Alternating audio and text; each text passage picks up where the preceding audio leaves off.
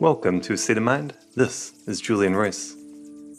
Today's conversation is a good one. Today I have the good fortune of speaking with my friend Kendra. We actually went to Naropa University together several years ago, and we both served on the student government. And she now works as a Somatic Intuitive Healer, educator, and coach. She works with people one-on-one, in person and virtually. It was great to talk with her. So we talk a lot about somatics, about the body. The word somatic is just another way of saying the felt sensations of our body, or somatic experience, which is super important to be able to access and honor as part of our experience. And the subject of boundaries came up a lot in our conversation today. And it was wonderful to hear her perspective on that. You know, boundaries are an incredibly important thing.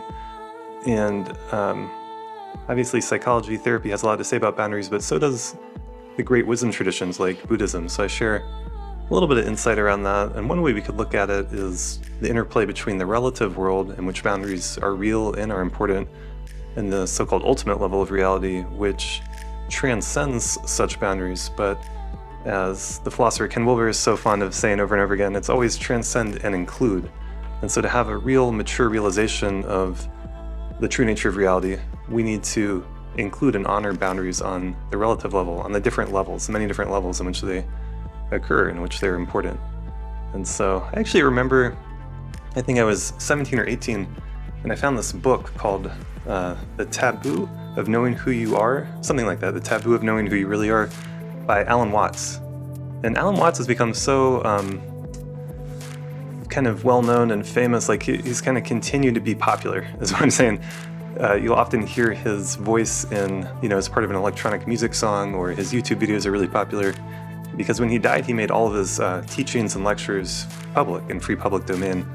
Anyway, in this book, he does a great job of looking at our physical body and how we can't actually find the boundary, if you really look at it carefully, between where our physical body ends and where the rest of the world begins. Because these atoms and molecules, the air we're breathing, the water we're taking in, the food, the sunshine, the minerals, the earth, it's all so connected.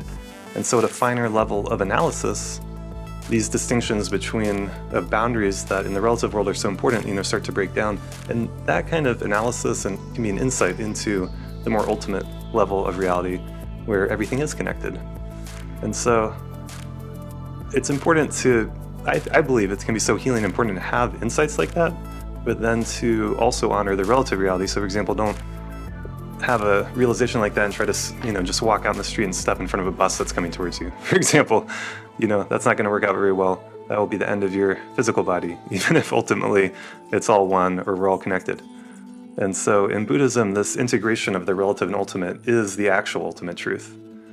And that's why we have expressions like samsara, or the relative world, is nirvana, or the unconditioned, that there's actually a non-dual union of the two. So I just thought I would share that, reflecting on my conversation with Kendra, brought some of these thoughts to mind. So I hope you enjoyed this conversation as much as I do. It gave me some good food for thought, and I hope it does for you as well. As always, you can support our podcast at patreon.com/A State of Mind. You can check out our website, astateofmindpodcast.com. Feel free to send us messages and feedback and be a part of the conversation. Thank you so much. And without further ado, I bring you Kendra.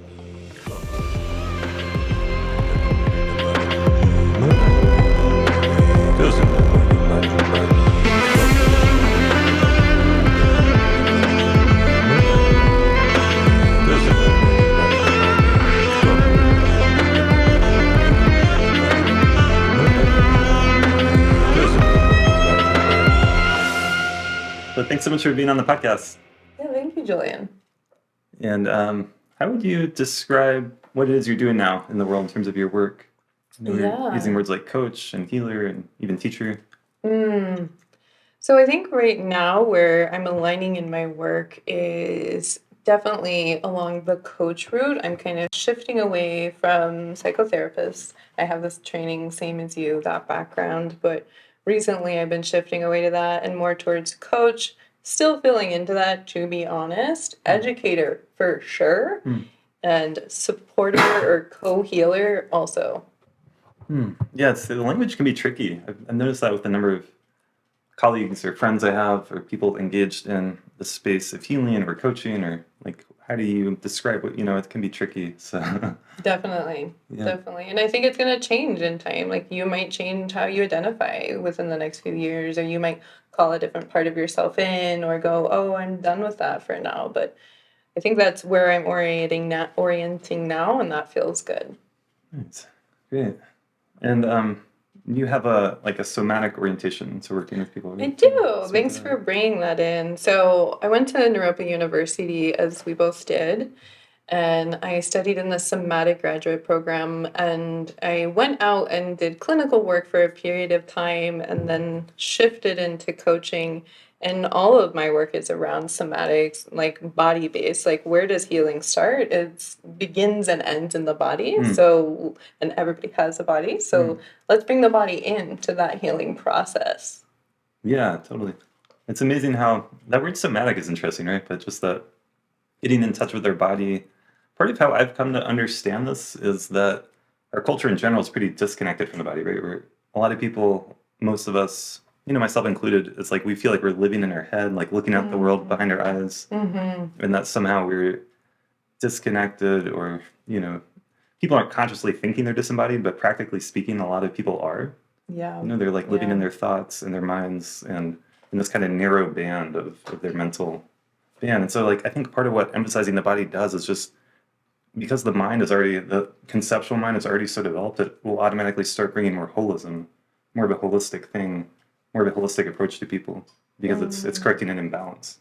Exactly. Or it's like bringing the whole system on board, right? It's like what happens when you have a system and only one part is on board? So just the mind's on board, and then you have a whole rest of your system. Like you're gonna exclude like your heart, your gut, your this, your that when there's Yeah. intelligence throughout. So you're limiting your resources, you're limiting the intelligences that you can tap into. Yeah. I like how you said that with the plural, intelligences. Like we contain Yeah. multiple intelligences. I think that's good. I think it's accurate. Definitely. There's so much intelligence in our system, like our tissues, our fascia, our fluids, all of these hold intelligence, and it's so wild. I'm in a training right now for biosacrocranial held by Anna Chitty, and we're learning about how each layer of the body, whether it's energetics, whether it's skin, tissue, bone, whatever is happening, it all holds different intelligence. It all has wisdom, and there's wisdom that is like greater than that is also within. So it's like going all those like multiple layers, or you could think, what is that? Matryoshka, which is the Russian nesting doll, Yeah, right? So it's like good all metaphor. these like layers, and it's like, oh, what if we acknowledge the intensive wisdom that's here rather than limiting or going, well, just the mind, and that's where all my smarts are, intelligence, and that really limits. Yeah, totally. Yeah, and I think, like you said, it's distributed throughout the body. It's fascinating. I mean, the more I've studied and learned and like developed my own understanding and being able to be more in tune with it, like it's just an endlessly expanding thing. It's almost like the Russian nesting dolls to infinity. Like there's always more, and there's the connections inside and outside. Totally. But I think I'm getting really excited about this modular model of our self, our organisms, like human beings, that, like our evolutionary history.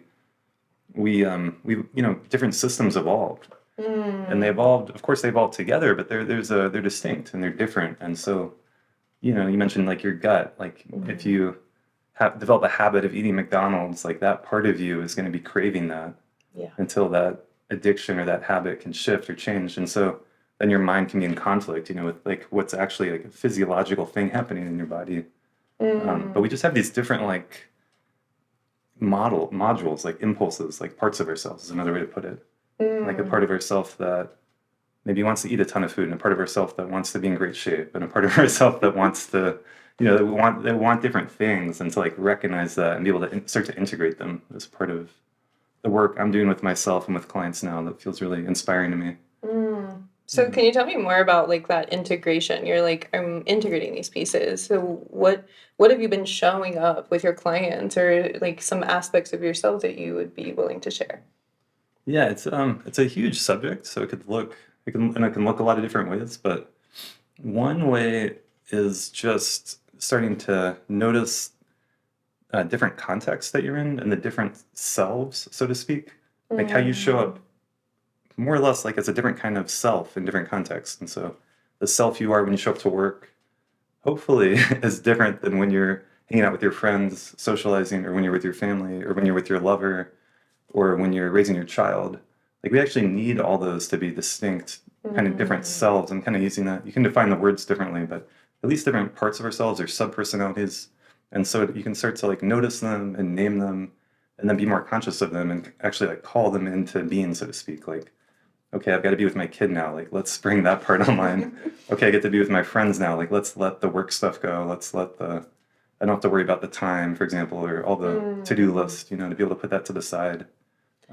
So what creates that like distinctification or that boundary between these roles for you? A distinction, like the boundary. I don't think it's like, it doesn't have to be a super, like, you know, precise boundary. Like, it could all, you know, there's going to be gray areas and stuff. But I think part of it is maybe part of what you're getting at. I mean, it does have, it is relative, right? They're relative. And so you could define them differently. And as you grow and evolve, you could name different ones and you could see different parts of yourself. And like, for example, I've been spending more time with music lately. So that's like, you know, obviously a creative avenue. It's my creativity, creative expression, but it's also a particular type of creativity. It's the, you know, musician. It's being with music. It's being with auditory consciousness, sound, rhythm, you know. And so I'm not sure if that answers your question, but I think for me at least, in my understanding, it's a fairly fluid thing, and it doesn't have to. I think with all these kinds of maps of our psyche and consciousness and being, to hold them lightly. That's a big thing I got from Buddhist teachings. Like they're all relative. They're all more or less helpful, but they're not. You know, it's not like here's the border between Poland and Ukraine. You know, it could be more. You could organize yourself like that, but I hold them more like even that. You know, that's a human construct, and that shifts with history, and so to kind of have that bigger perspective that there's the shifting kind of emptiness quality. Like within all of it.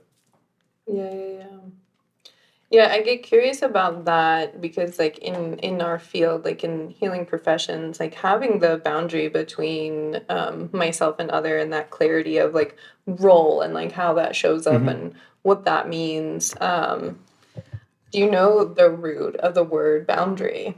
Oh, well, I know that this is one of the topics I was excited to talk about with you. Yeah. Boundary. No, I don't know that. Tell me. Okay, so let's see. So if you were to like Google right now, like the etymology of the word boundary, so the first word is bound, right?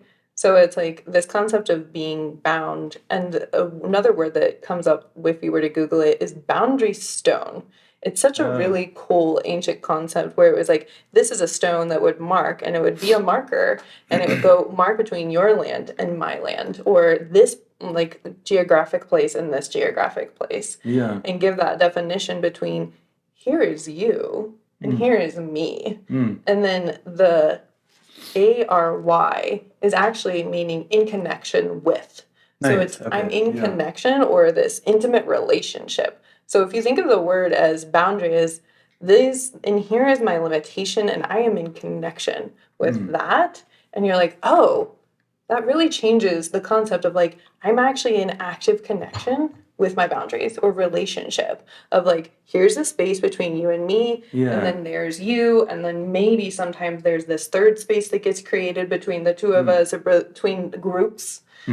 And so it's like, yeah, when for me, like that just really clicks in a different way in my body. I'm like, oh, I need to actually be in relationship with my boundaries for them to function. And so, yeah, I'm curious, like what has come up in your work around clients and boundaries? And like, obviously this reflects in our own lives in a way too, right? Like the work that we do with clients, the work that we do with ourselves, but what are some of the things that you grapple with your clients around, you know, the space between me and you, or the space between me and that other thing? Yeah, that's good. I appreciate what you just said about the stone. I want to look that up more, but Yeah, do it. it reminded me of one of my teachers said boundaries are the places where we meet. You know, so like where do you want to meet someone? Yeah. And wherever that is, you know, that's a kind of boundary. It's a meeting place, a connection. It doesn't have to be like the Iron Curtain or something. Right. But so I think it's a big subject, and I'm still learning and growing.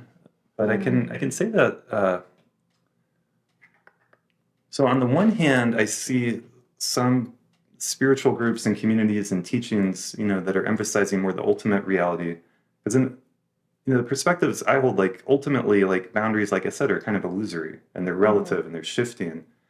And so if you're going into that, you could be kind of on an extreme though of like oneness, like we're all one or we're all connected, and I'm sure you've seen people like that around, like Yeah. maybe they come up and give you a hug just immediately and you've never met them before and they didn't like check in or there's no attunement, right? And it could feel kind of off, or they like you're drinking a glass of water and they like take your water glass and drink it. So it's like, okay, maybe you've achieved some high realization, or maybe you're just whatever, but so there could be a problem there, right? Of too much in that way, and it could be a lack of boundaries, a lack of respect. Like they're like assume they could spend the night on your couch. Like, okay, let's have a conversation first. That's an example of like having a boundary. Like, no, you can't spend the night on my couch, or yes, you can spend the night one night, but not for the rest of the month or whatever it is.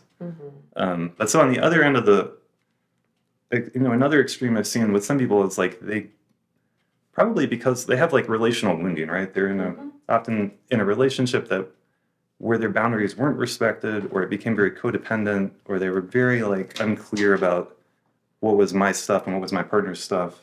And they go to therapy and they learn about boundaries and about communication, but sometimes it can become, I've seen like a little bit like rigid, right? And it can become a little bit dry and a little bit cut off. And so I think could become another extreme of like, you're super boundaried and you're super protected, and maybe that could be a good phase to go through, an important part to like learn those skills. But then hopefully to get to a space of more fluidity and more connection where you can play with the boundaries, you can connect with them, you can have more, a more mature understanding and not be too tight with it, right? Yeah. I think of this, like the pendulum swing is what you're talking about, from like oneness to goop with everyone all the way to like this intensive like no must not pass here thing. And it's kind of, so then it's like, but it takes either some sort of mentorship, some sort of guidance, and some sort of also like connecting with yourself to like eventually bring that pendulum into a place of center and understanding where center is. And like the work that like you and I do around somatics is like, how do you find your center? How do you find like where your core self is so that you can know, here I am, here you are. And like, yes, let's blend, or let's go into like the field of openness with each other, or oneness. But if I don't know where I am, how can I actually dissolve into that? So it's like the dissolving and like the coming from that's form, really important. Yeah. Form into dissolving. Like you need to know where you are. And the wild thing is, it's just like even boundaries happen in utero, in conception even. Oh, wow. Because if you think about it, like you have the egg and you have the sperm, the egg is choosing and saying, and they're in a dance, and they're in a dance for a while until the egg goes, yep, this is okay. You may enter here. And a whole space opens in the egg to allow it to enter. It doesn't plow its way in. And the egg actually goes, yeah, be here now. So that's I'm here, we're separate, and then now we're together. So, and then also in utero, same concept. You have the placenta, and then you have the amniotic sac. So these are layers of boundaries, even with where the baby is being held in utero. And then that goes on into life, into adulthood. So it's like conception to like present day. Is that not crazy? That's beautiful. Right? I like that image of the egg opening in that way, right? I think that's a good thing to share and to think about. Yeah, so it's like understanding that too, and having that understanding of like, oh, there is a boundary that happened even in my conception. Like me existing came with that oneness. It came from being two separate concepts and then coming into oneness. And then when you're in the egg, there's then breaking into like 2 and 3 and 4, and you're multiplying for a certain amount of time until you come back into 2 again. And it's like, wait, what? And then from there, your heart and your spine and your brain begin to develop from 2 again. What do you mean from 2 again? So after you do the multiplication Like, so there's the conception. cells are dividing. Yes, yeah. So the cells are dividing for, like, and don't quote me on this because I'm still learning this myself. I'm still a student in this. But so the cells are multiplying for indefinitely for a period of time. And then there's actually a stillness. There's actually a pause. Yeah. So the egg pauses for a period of time. I think it's about 24 hours. It pauses into complete stillness, and then in the stillness, it comes back into form into two kind of separate blobs again. Oh, and there's kind of this plate that they kind of form over. So then there's kind of like if paper was like between these two, and then from there, the heart begins to form. The heart is the first thing to form, and then it kind of goes outward from there, and then kind of moves around, and then the umbilical cord, blah blah blah blah. But anyways, it's like that's a whole like class that could be taught. I'm not the teacher of that. But anyways, so it's like there's boundaries and there's a dance between you and me, this and that, even in the conception, even in utero. Yeah. And it makes me think about the boundary between the mother and the child. I mean, that's a boundary too. Yeah. It's important to recognize that. So one way to talk about this, one way to talk about integration is differentiation and linkage. So the different parts become more distinct, more different, more unique, more become what they are, but they're linked in better and better ways, right? Or more productive ways, or more holistic ways. Do you have like an example you could give on that? Yeah, let me think. For example, I mean, you're talking about, the heart developing first, which I think is beautiful. That's at the very center of our body. It's the middle chakra, right, in the chakra system. But so whatever's growing out of that, like, slowly the eyes or the thing, like they're becoming more distinct. Obviously, our eyes need to be linked with our nervous system, with their whole body.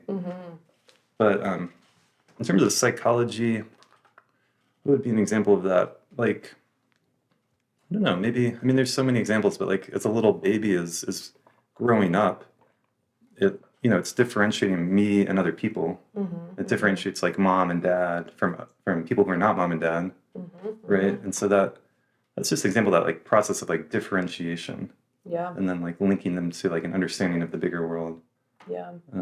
I think sometimes parents or we as humans have a hard time with differentiation, like that process, because when you're holding a baby and it's learning to breastfeed and you're learning as a mother to do that, at some point the baby, like, there is a natural like boundary at some point because the baby is like, I'm done. So the baby is like pushing away, or the baby is like one of the first boundary settings a baby is doing like distinctively that you're like very like noticeable is when they get into the biting phase, because they bite the nipple, and then it's just like, and the mom's like, oh my god, like what just happened? So that's a no, that's a boundary, that's a no, right? And it's like, how do you actually navigate? Like, you don't want to be bit on, but it's like, how do you navigate that with the baby? Or like toddlers go into their no phase and they're like no to everything. It's like their favorite word, and they're like no, and you're just like, oh my god.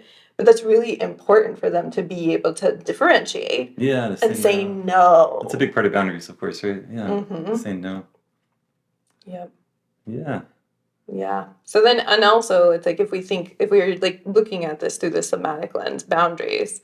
So, and looking towards when you're in utero and those physical boundaries of the placenta are around you, and then you're coming into this world, like your tissues, your body has an understanding of where it begins and where it ends. Yeah. And that's also what is being learned, as a baby, as an infant. It's like, oh, this is mom, this is my safe space. In the beginning, there is no differentiation. It's just like mom and me. That's it. Yeah. Your primary caregiver and me, whoever that happens to be.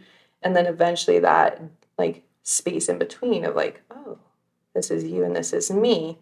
But what's really cool about this kind of stuff is, so let's say we had a client come in and they're like, okay, so I'm having a really hard time with boundaries. So their birth story and what's happening for them might actually be really important to understand why am I not able to hold this boundary? And also on a physical level, if we're not holding a boundary, our tissues will hold it for us. So let's say that you set a boundary with someone you're living with, right? And they're not engaging with your boundary, and they're not like listening, or they're not able to integrate what you've said.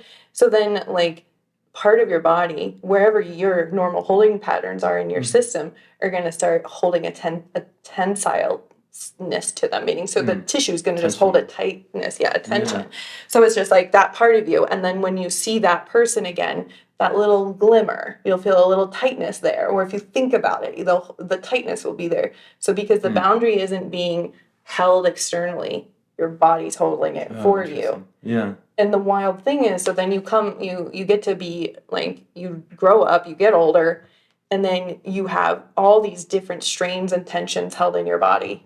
And you're just like, man, my neck hurts, my jaw hurts, my back, my low back's always hurting, my knees hurting. And it's like, oh, there's a lot of boundaries work that you need to do. Yeah. Yeah. Because your body's actually holding those because you weren't making them conscious and you weren't doing them yourself. Yep. That's really interesting. Yeah. So then it's like, you could go to a massage therapist and get tissues worked on. Great.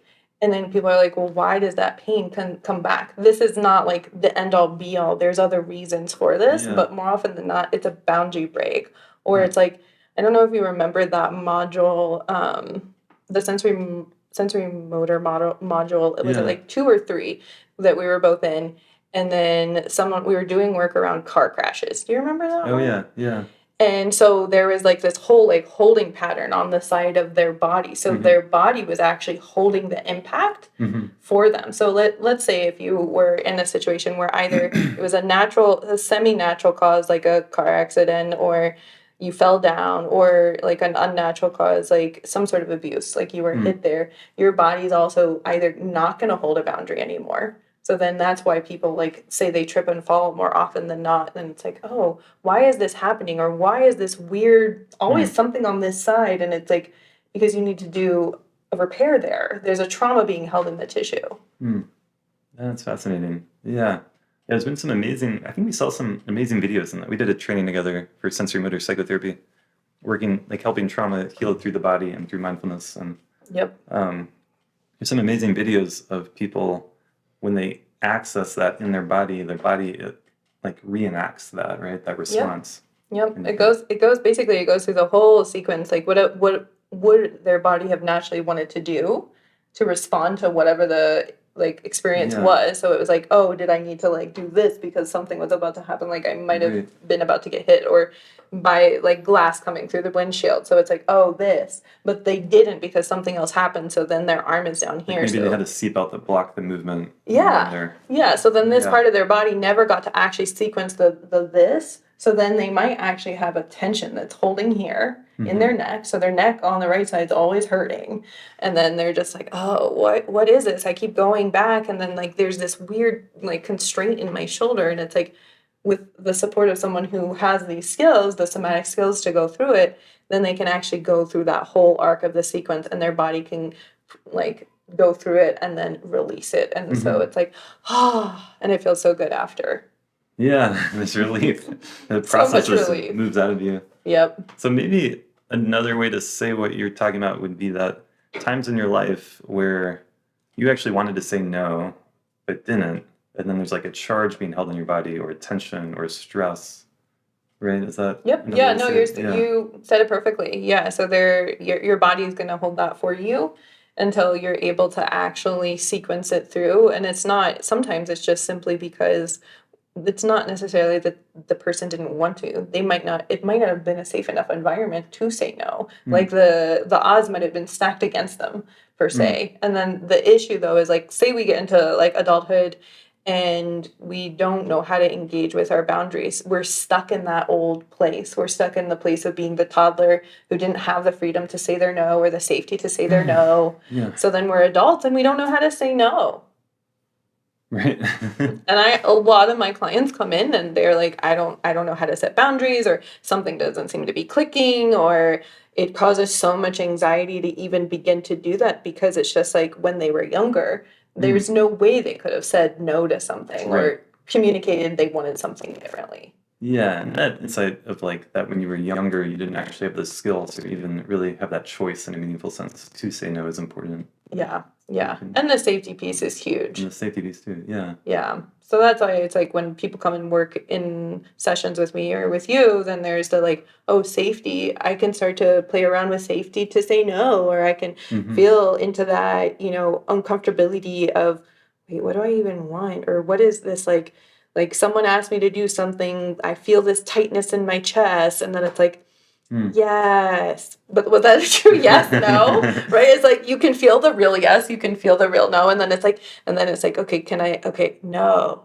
And like I do a lot of that work with my clients, like playing around with their yeses, playing around with their nos. And if they're a client that's in person, like doing some pushing so that they can go, nice. oh, what is that to like push and like get to say no with it? Or if you put your hand up for a second, like Pushing. this.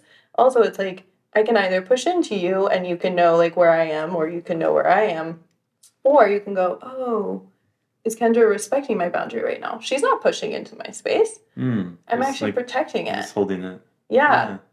Yeah, so I have clients play around with that too and go like, okay, push in, even if it's just a finger, because sometimes people are like, this is too much contact. So it's like, okay, great, let's start with a finger. Yeah, you can learn a lot from just a finger. You can learn a lot from just, and you're like, oh, you're testing it now. You're like, I'm going to push in. Yeah. So you're like, oh, I'm going to test your boundary. Yeah, and I think that people do that with each other all the time, right? They're testing boundaries, some more than others. Yep, exactly. So then the question is, like, how do you negotiate the testing, or how do you, like, a lot of times clients are misunderstanding establishing boundaries versus requesting.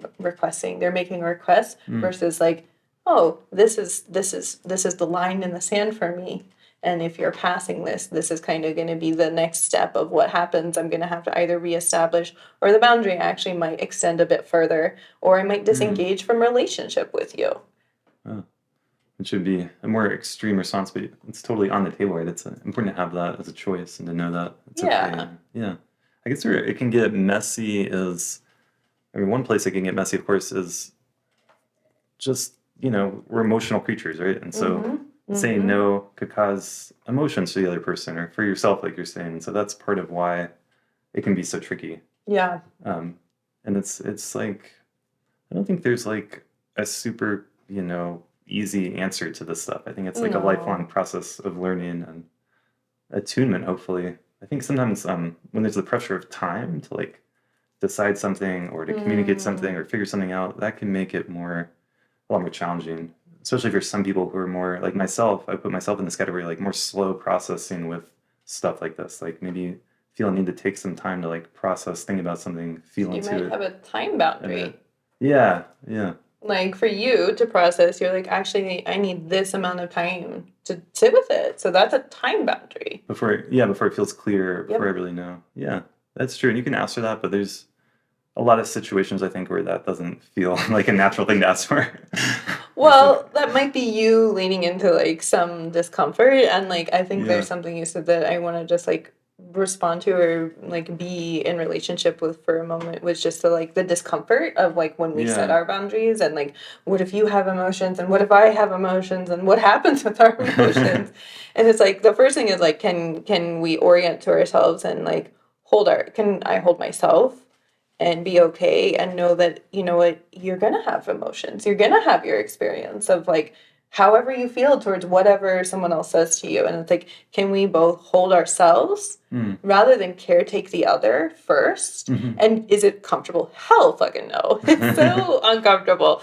But it's like, it's a really good space to be in, because it's like, oh, this is integrity. This is my through line. And then when I hold this and I'm clear with what I am, and then I can go, oh, I hear that this boundary is scaring you, or I hear that you're angry about this, or I hear that like something's happening for you. So it's like, how do I even like, how can I be with you, care that I'm impacting you, but not stepping into your experience and going, well, I need to mitigate your feelings, or I can't tell you how I really feel because I'm afraid that you're going to be upset. Absolutely. Yeah. And I think that can be a value a lot of people get from working with a good therapist around this stuff. Yeah. To get more and more clear about what's my responsibility and what's not. And that's just that question. That's a question I'll ask people when they have like relationship issues or interpersonal conflict with someone and they're trying to figure it out. And it's like, so what is your what is your responsibility? You're responsible for your, actions, your words. You can take responsibility for your thoughts and emotions too. But you can't take responsibility for what someone else is doing. No. you might have, you have some role there, like you may have provoked someone or whatever. It may have been in response to something you did, but ultimately that's a place we can start to draw that boundary. And I've learned that when there is conflict or hurt or wounding or whatever it is, and there's like a need for an apology, to get like super clear about what exactly it is you're apologizing for. And then the apology can be really meaningful. But what often happens that I've seen is like there's some sense of like, I'm sorry. And it's like, sorry for what? And it's like, it could be just like almost like, I'm sorry I exist, on some like cosmic level. Or some people are just habitually like apologizing all the time. And it's not good. It's like a lack of clarity and a lack of precision and kind of taking, because they could be saying that often in response to their partner's emotional distress, right? Yeah. Oh, my partner is upset, so something's wrong, so I'm going to apologize, but I don't even know what's wrong or what I'm apologizing for. Yeah. So, Well, I think it takes like a clarity, yeah, like you're saying, like, what's going on for me? Like, what just happened?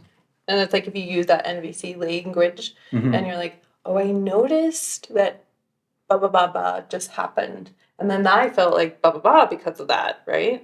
So it's like first the noticing and then like I think I'm not so much interested in apology as responsibility for impact. Meaning like we're like if we were like two different bubbles and my bubble booped into your bubble, right? And you're like, hey, you just popped my bubble. Right? And you're like, and we're just like these bubble people just bubbling around.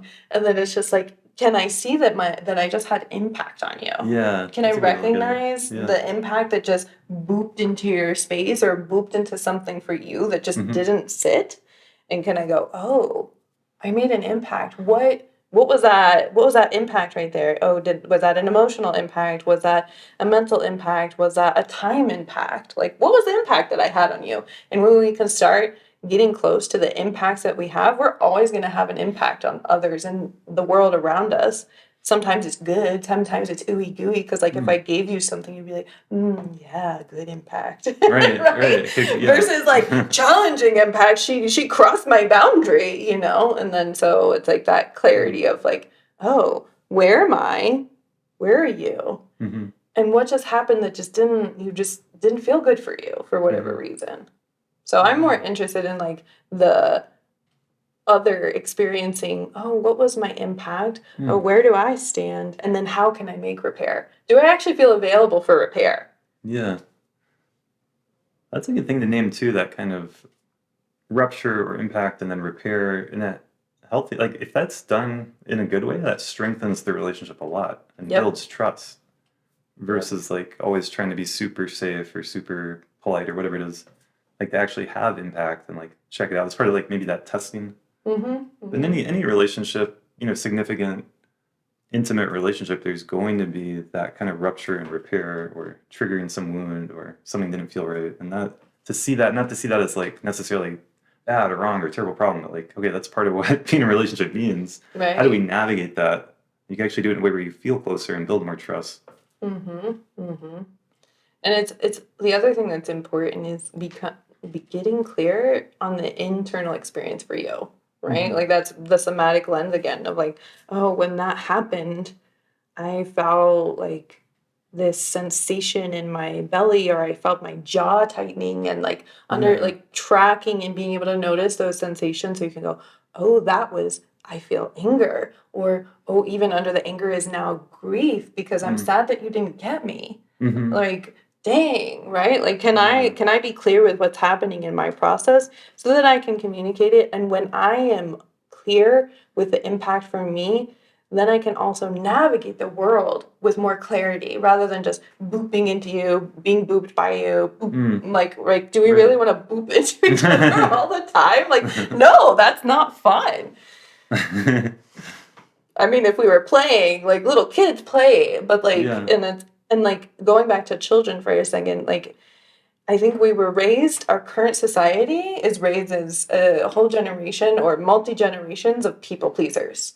So it's just like when you're raised in that like society and that conditioning where we don't own our experience for ourselves, we don't know how to like name it and communicate and then go, oh, and then separate from this concept of being good or bad. Like, it's not good or bad or wrong. It's just like, oh, that just didn't work for you. That didn't feel good. Okay. Interesting. Yeah. It's interesting to say it's like whole generation or generations of that. I mean, yeah, I think it's an important conversation, but it's tricky. It's tricky terrain, you know.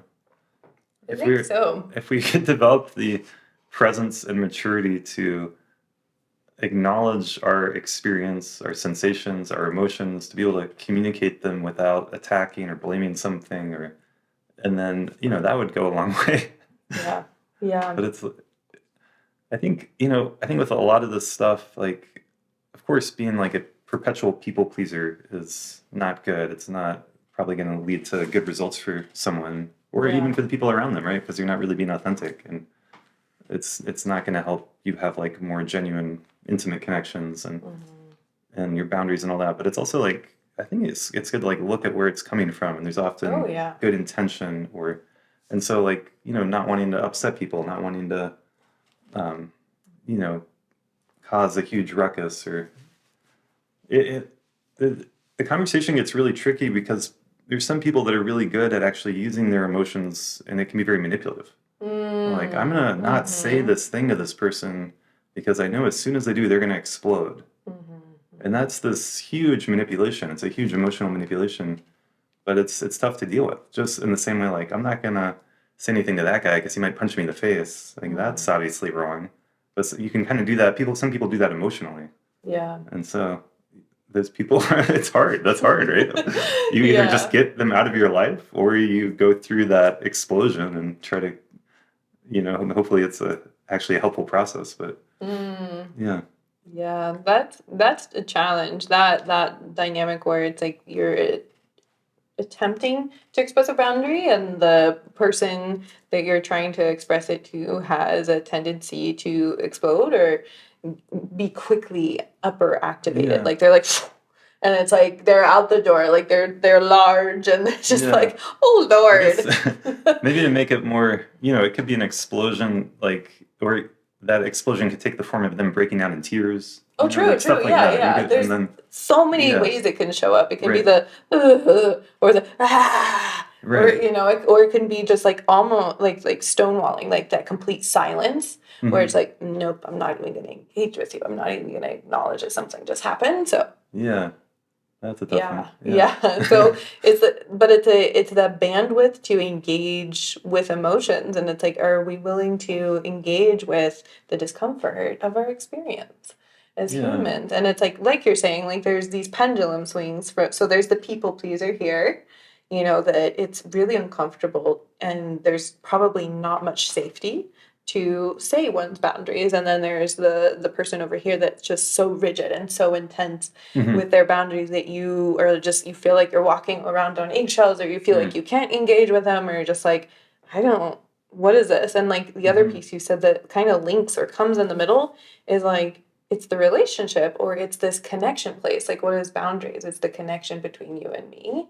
So it's like, can I come back? Can I soften? Or can I like remove myself from the situation for a moment? Like, can I go on a walk? Or can I say, I love you and I need to walk out of the room? Whatever it is, to whomever it is. That could be a really good response. Like, I just need a little bit of space right now, and we'll come back. Like, that can be great if you can, ask for that and receive it and give someone that.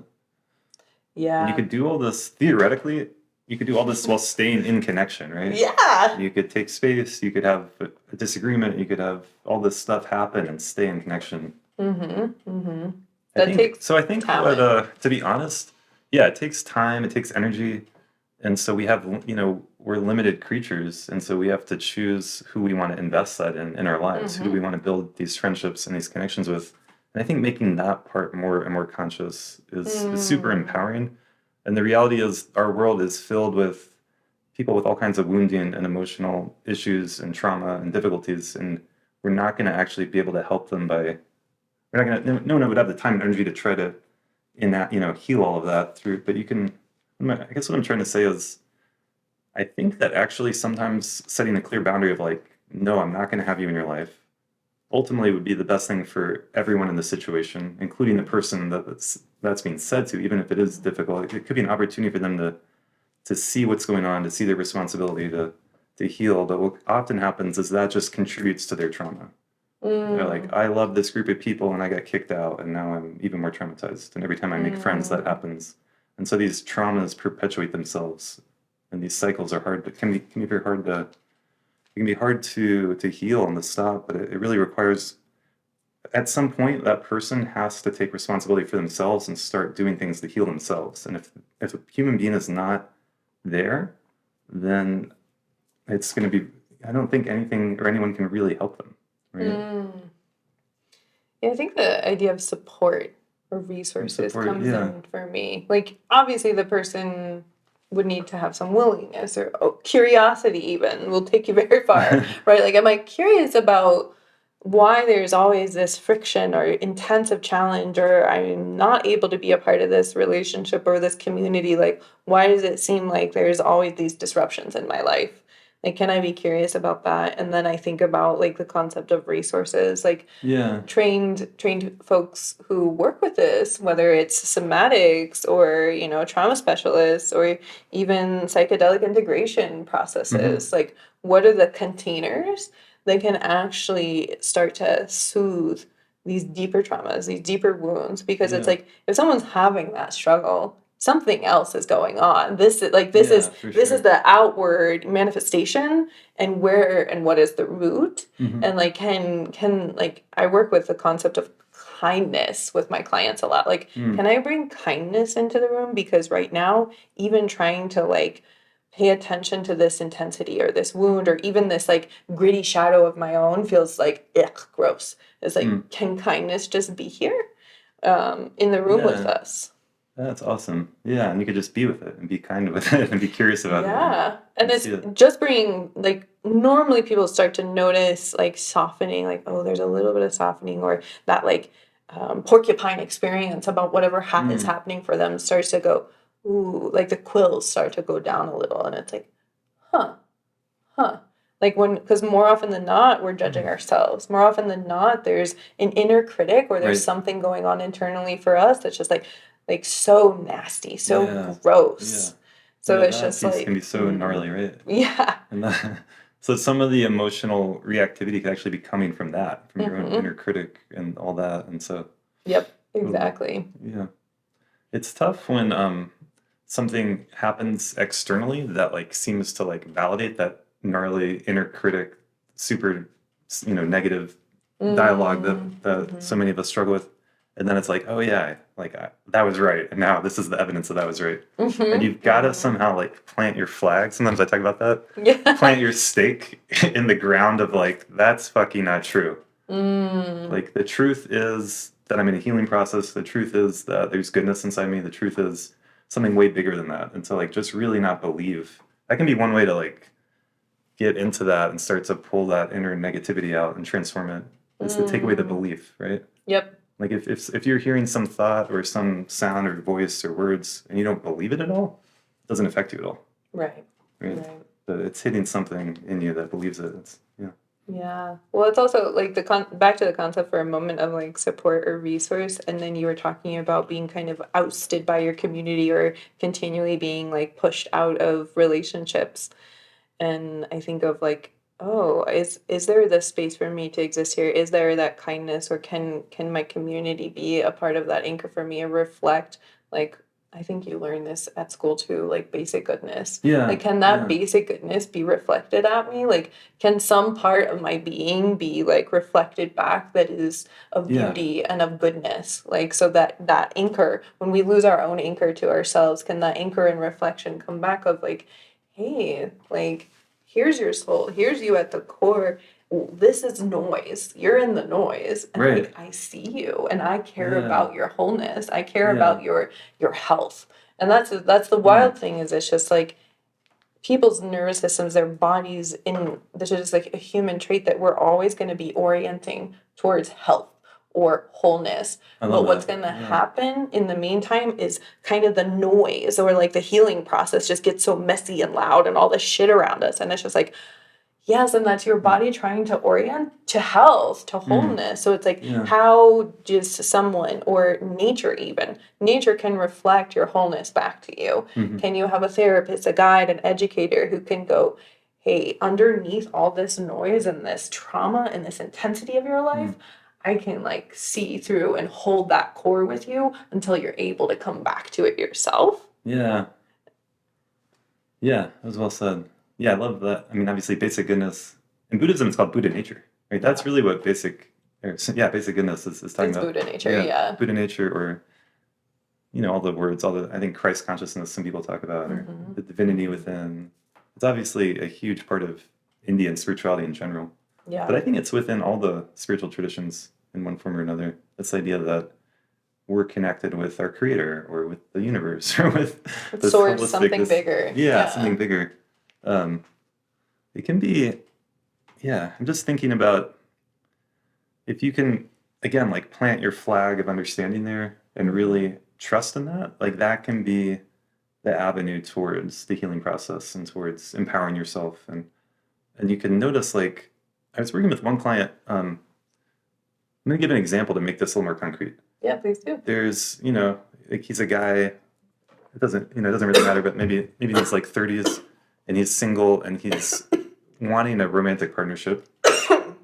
And so he has the experience of, I think he was at it was like a bachelor party or something. Anyways, in like a crowded kind of bar situation, and he goes up and talks to a woman, and then like partway through, he's trying to say something, and she just turns around and like walks away.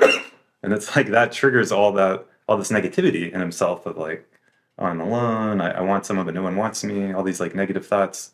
And so if he stays with that becomes true. That becomes his reality, because he's going to kind of withdraw and like go in his own space, and it's going to be hard to talk to people or be open to like the kind of conversation he wants to have. But if instead of that, you can have the perspective of like, there's like, dozens of people, effectively like in almost infinite number of people on this planet, like in terms of our, there's 7 billion people on this planet. That was one person. And if you can come back to this kind of baseline understanding of like, that was just one person, they had something happen, like, and then just open up to that and like go up to the next person as if it's like the first person you've talked to. Does that make sense? Yeah, I think that I'm like not saying it as clearly as I've said it before. well, the good thing is you did it. It worked in your session. Like it helped him a lot, and it's just kind of like in social situations when people talk about manifesting your reality, and it can get like really woo woo. But in social situations where we don't actually know each other, what people are seeing is what you're projecting, and that can be, without it being like weird or manipulative or anything, it's like if you can touch them with that basic goodness in yourself and then come from that place and like extend to other people that same understanding, like, oh, that person had something happen, they needed to leave, I'm glad they're taking care of themselves. I feel good over here, I feel like meeting new people, let me go meet someone new who wants to meet me. Then like that attitude leads to that interaction, making it much more likely to happen anyway. Without it even being like a woo-woo thing, but it's like a way that our inner reality is like people are responding to that, right? But it's also like there's a word, orientation. What am I orienting to? Right. Like, what am I orienting to? Yeah. What are you what is following? that? What are you believing in? What are you? Right. Yeah. What is that track? Am I orienting to this like core limiting belief or this old story of mine? Right. This memory of mine. Am I orienting to that, or am I orienting to the health? Like, and what would health be in that situation? I don't know exactly, but that client of yours is orienting to the distress or like something in his past, like that was a distressful experience. So he's orienting to not that sense of health. He's orienting to like, oh, this is an example of this thing, and look, it's doing it again. Versus the, that happened. And like, so if I were working with this person too, I'd be like, oh yeah, so notice that happened. Notice what went on, and that's your story. This is your whole sequence that happened from there. And it's like, how do we slow down that sequence to actually just going, oh, let me feel my feet. Oh, I felt really sad in that moment. Okay, I felt sad, or I felt like abandoned in that moment. Right. Is that really that stranger's job to hold your abandonment wound? No. And all of us have a little inkling or a little glimmer of that abandonment wound or that invasion wound, right? So it's like, oh, that's what happened for me. Can I hold myself? Can I reorient? Can I like take a sip of my drink or feel my clothing in this moment? Can I orient to something that's neutral or okay Yeah. in this space, That or can be a that I good feel strategy. okay of? Yeah. Like, so it's like choosing something else that we orient to rather than more often than not, we're going to choose to orient to our distress or the perceived threat. That was a threat for him in that moment, right? It was the threat of, I am not being recognized. I can't have a partner. Yeah. I'm being abandoned. Yeah. I like, Right. so it was just All like that stuff. Yeah. giant threat in the room for him. So it's just like that created a whole threat response, and it just cascaded through his sequence, his personal pattern, versus, ooh, I see a pattern activated. Let me orient towards something else that feels okay or Yeah. neutral. Yeah. Absolutely. Yeah. Yeah. It's fascinating. Another way to think about it is what are you believing is true? And if you can make that conscious and check in, and you've like developed your beliefs like to be more aligned with reality, even if like maybe ultimately, reality is beyond our beliefs, but, and then how am I enacting that, right? Like, am I enacting a scenario in which people don't like me and everyone's out for themselves and people are selfish and I can't trust anyone? Or am I enacting a world in which like we're talking about everyone has basic goodness, everyone's here to have a good time and connect. People actually come to a place like this because they want to get to know people and talk and like Or have a drink. enjoy themselves or have a drink, right? And so you can like, just making all this stuff conscious can be so powerful. But yeah, that particular client, that is a really good example of we did, a pretty intense process around what we're talking about, and a lot of what you said was super relevant. And then they were able to use that in their own life and in the similar situations that happen in the future, and like able to like, oh, that's that huge tidal wave of negativity. I'm going to let that go because that person didn't actually say any of that to me. That's actually all my own thoughts and beliefs. Yeah. All they did was like tell me to have a good night and move on. Like, is that a bad thing? Like, and so yeah, that's a cool example though. Yeah. Yeah. Thanks for sharing that. Yeah. Well, it's been great having you on the podcast. Do you have thank you. any last words or thoughts for us?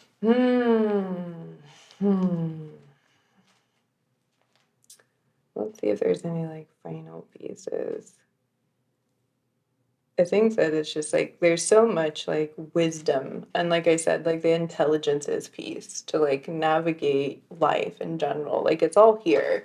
Like the wisdom, the blueprint is all in our systems. It's here already, and it's more like having that support or guidance to start like taking and peeling back those layers and understanding and recognizing the intelligence that's already here, that's in the body, that I don't have to search for it out there. I actually don't need to read another book. I love reading books and I love courses, don't get me wrong, but it's like, like those books, those courses, those things actually keep returning me back to this. It's not like, ooh, it's this thing on Amazon I'm going to go buy. Oh, I just bought the download and I'm good now. I bought the happiness download. It's like, actually, it's here. So it's like having that support to like support or guidance, whatever that is, whether it's a therapist, a coach, a mentor, nature, whatever it can be. It's just like that will support folks to come back home. I know it's definitely supported me. Yeah, beautiful. I love that. Yeah. I get another thought around boundaries. It's just wrapping that up.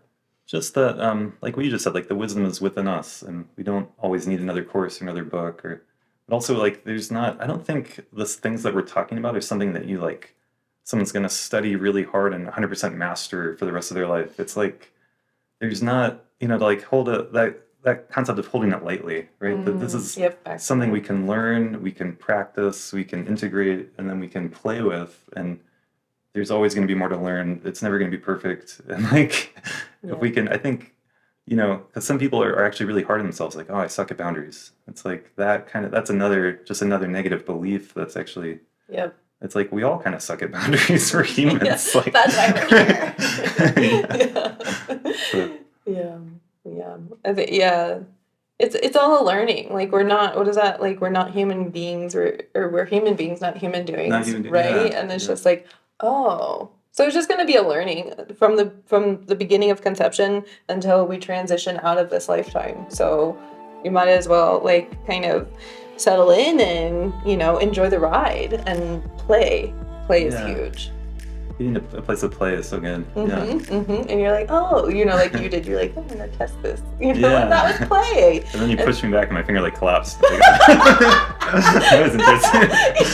Well, you can work with that with your therapist, yes, or just listen to your body. Yeah. Cool. Well, thank you so much, Julian. Thanks. Thank you so much for listening to another episode of A State of Mind podcast. I work here in Boulder, Colorado as a psychotherapist, coach, and meditation teacher, and you can learn more about that at astateofmindcounseling.org. You can learn more about the podcast at our website, astateofmindpodcast.com, and you can also get a t-shirt, stickers, a hoodie like this one I'm wearing, and other goodies. Send us a message if you want those. Feel free to send us any feedback. If you'd like to support this podcast directly, you can do that at patreon.com/astateofmind. And another way that you can support the show is just to share it with friends, share it with family, post about it on your social media accounts, leave us a positive review on Apple Podcasts or Spotify. All those things make a big difference, and they're greatly appreciated. And I really appreciate everyone who listens to this, who sends us a message, who shows their support. We are at over 100 episodes now, and it's just been an incredible journey with this podcast. And I'm really looking forward to bringing you more great episodes, great conversations, and great content in the future. So stay tuned, and I will see you here next time.